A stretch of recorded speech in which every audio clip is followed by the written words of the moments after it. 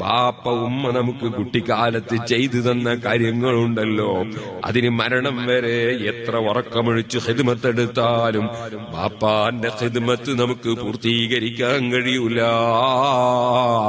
അതുകൊണ്ടാണ് ഖുർആൻ മാതാപിതാക്കളെ മനസ്സിന് വിഷമമുണ്ടാക്കുന്ന ഒരു അക്ഷരം പോലും സംസാരിക്കരുത്.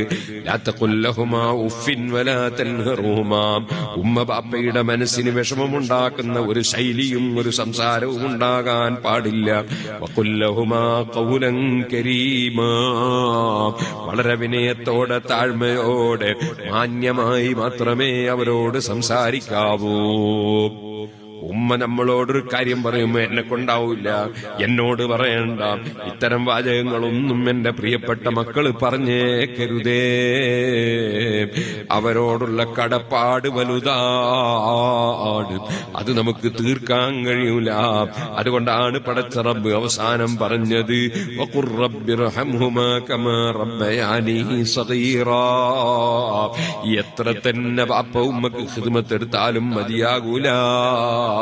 നമുക്ക് ചെയ്തു തീർക്കാനോ അതേ നമ്മുടെ കടപ്പാട് വീട്ടിൽ തീർക്കാനോ കഴിയൂല. അതുകൊണ്ട് അവർക്ക് കാരുണ്യം ചെയ്യാൻ, എല്ലാ കാരുണ്യം ചെയ്യാൻ കഴിവുള്ള പടച്ചവനോട് പ്രാർത്ഥിച്ചോ. റബ്ബിർഹംഹുമാ കമാ റബ്ബയാനി സഗീറാ.